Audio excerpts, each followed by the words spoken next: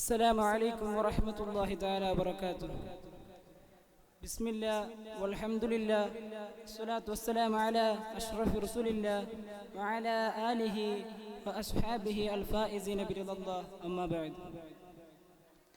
ഏറ്റവും ബഹുമാനവും ആദരവും നിറഞ്ഞ ഉസ്താദുമാർ, വിധി നിർണയിക്കുന്ന വിധികർത്താക്കൾ, അതുപോലെ തന്നെ ഇവിടെ ഒരുമിച്ച് കൂടിയിരിക്കുന്ന മുത്തഅല്ലിം സുഹൃത്തുക്കളെ, നാം ഇന്നിവിടെ ഒരുമിച്ച് കൂടിയിട്ടുള്ളത് എസ്പെരൻസയുടെ കലാസാഹിത്യവേദിയിലാണ്. ഇവിടെ എനിക്ക് അർപ്പിതമായ വിഷയം സൈബർ ലോകത്തിൽ പതിയിരിക്കുന്ന അപകടങ്ങൾ എന്നതാണ്. ഇതിനെ ആസ്പദമാക്കി ഒന്ന് രണ്ട് കാര്യങ്ങൾ പറഞ്ഞ് ഞാൻ അവസാനിപ്പിക്കാം. നാഥനായ അല്ലാഹു തആല തൗഫീഖ് നൽകട്ടെ, ആമീൻ. സ്നേഹിതരെ, ഇന്ന് നമ്മൾ ജീവിക്കുന്ന ലോകം അതിവേഗ സാങ്കേതിക വിപ്ലവത്തിന്റെ കാലഘട്ടത്തിലാണ്. മനുഷ്യന്റെ ജീവിതം ഇന്റർനെറ്റിനെയും സൈബർ ലോകത്തെയും ആശ്രയിച്ചാണ് മുന്നോട്ട് പോകുന്നത്.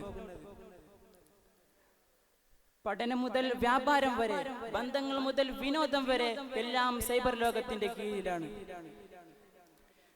നമ്മൾ ഇന്നത്തെ ദിവസം പോലും ഓൺലൈൻ സംവിധാനങ്ങളെ ആശ്രയിക്കാതെ മുന്നോട്ട് പോകാൻ കഴിയില്ല. സൈബർ ലോകം നമ്മളെ ഗ്ലോബൽ വില്ലേജ് എന്ന നിലയിൽ ഒരുമിപ്പിച്ചുവെങ്കിലും അതിനൊപ്പം ഒളിഞ്ഞിരിക്കുന്ന അനവധി അപകടങ്ങളും നമ്മുടെ ജീവിതത്തെ ഭീഷണിപ്പെടുത്തുന്നുണ്ട്. ദിവസേന ലോകമെമ്പാടുമുള്ള ആയിരക്കണക്കിന് ആളുകൾ ഹാക്കർമാരുടെ ഇരകളാകുന്നു. ബാങ്ക് അക്കൗണ്ടുകൾ ഹാക്ക് ചെയ്യപ്പെടുന്നു, ഐഡന്റിറ്റി മോഷണം നടക്കുന്നു, ക്രെഡിറ്റ് കാർഡുകൾ ദുരുപയോഗം ചെയ്യപ്പെടുന്നു. എന്തിനേറെ പറയണം, ചെറിയൊരു ലിങ്ക് തുറക്കുന്നത് കൊണ്ട് പോലും ഒരാളുടെ വ്യക്തിഗത വിവരങ്ങൾ പുറത്തു പോവുകയും വലിയ സാമ്പത്തിക നഷ്ടം നേരിടുകയും ചെയ്യുന്നു. അതിനാൽ ഇന്റർനെറ്റിൽ കാണുന്ന എല്ലാം സത്യമാണ് എന്ന ധാരണയിൽ നിന്ന് നാം വിട്ടുമാറണം. സോഷ്യൽ മീഡിയയുടെ അമിത ഉപയോഗവും വലിയൊരു പ്രശ്നമാണ്. ഇന്നത്തെ യുവതലമുറ സമയം മുഴുവൻ സോഷ്യൽ മീഡിയയിൽ ചെലവഴിക്കുന്നു. തെറ്റായ ബന്ധങ്ങളും അനാചാര ഉള്ളടക്കങ്ങളും വിദ്വേഷ സന്ദേശങ്ങളുമെല്ലാം യുവജനങ്ങളുടെ മനസ്സാക്ഷിയെ തകർക്കുന്നു. സൈബർ ബുള്ളിയിങ് ഇന്ന് കൗമാരക്കാരെ മാനസിക സമ്മർദ്ദത്തിലേക്ക് തള്ളിവിടുന്നു. ഇതിൽ പലരും ആത്മഹത്യ വരെ ചെയ്യുന്നുണ്ടെന്നതാണ് നമ്മെ ഞെട്ടിപ്പിക്കുന്ന ഒരു കാര്യം. വ്യാജ വാർത്തകളും തെറ്റായ പ്രചാരണങ്ങളും സൈബർ ലോകത്തിന്റെ മറ്റൊരു വലിയ ഭീഷണിയാണ്. സമൂഹത്തെ തെറ്റിദ്ധരിപ്പിക്കുന്നതിനും മതരാഷ്ട്രീയ കലഹങ്ങൾ സൃഷ്ടിക്കുന്നതിനും വ്യാജ വാർത്തകൾ ഉപയോഗിക്കപ്പെടുന്നു. പലപ്പോഴും നമ്മളറിയാതെ തന്നെ ഇത്തരം വാർത്തകൾ ഷെയർ ചെയ്യുകയും വലിയൊരു കുറ്റകൃത്യത്തിൽ പങ്കാളികളാവുകയും ചെയ്യുന്നുണ്ട്.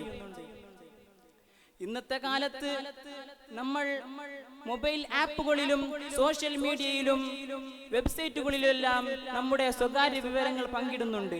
എന്നാൽ അവ എപ്പോഴും സുരക്ഷിതമല്ല. ചിത്രങ്ങളും വീഡിയോകളും രേഖകളുമെല്ലാം ദുരുപയോഗം ചെയ്യപ്പെടാൻ സാധ്യതയുണ്ട്. അതിനാൽ സുരക്ഷിതവും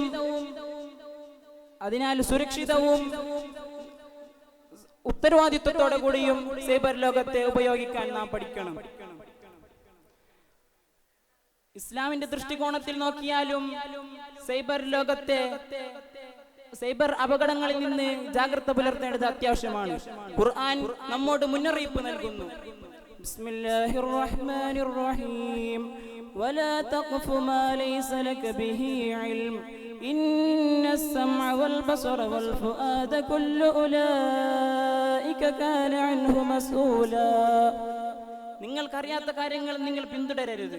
തീർച്ചയായും ചെവി, കണ്ണ്, ഹൃദയം ഇവയെല്ലാം ചോദ്യം ചെയ്യപ്പെടുക തന്നെ ചെയ്യും.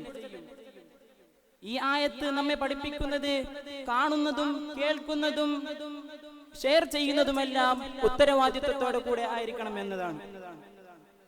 അതുപോലെ തന്നെ മുഹമ്മദ് മുസ്തഫ സല്ലല്ലാഹു അലൈഹി വസല്ലം തങ്ങൾ നമ്മോട് പറഞ്ഞിട്ടുണ്ട്, ഇയ്യാകും വല്ലൻ ഫഇന്നല്ലന്ന അക്ദബുൽ ഹദീസ്. നിങ്ങൾക്ക് ഉറപ്പില്ലാത്ത കാര്യങ്ങൾ നിങ്ങൾ പ്രചരിപ്പിക്കരുത്. തീർച്ചയായും ധാരണയാണ് ഏറ്റവും വലിയ കളവ്. പ്രിയമുള്ള സഹോദരങ്ങളെ,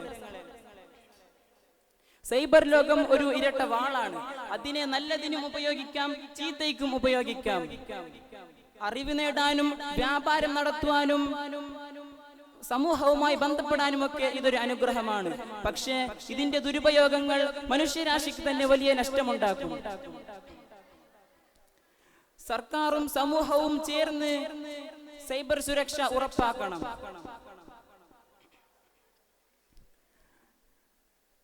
സർക്കാരും സമൂഹവും ചേർന്ന് സൈബർ സുരക്ഷ ഉറപ്പാക്കണം. ഏറ്റവും പ്രധാനമായി നാം ചെയ്യേണ്ടത് ഓരോരുത്തരും ആത്മനിയന്ത്രണം പാലിക്കണം.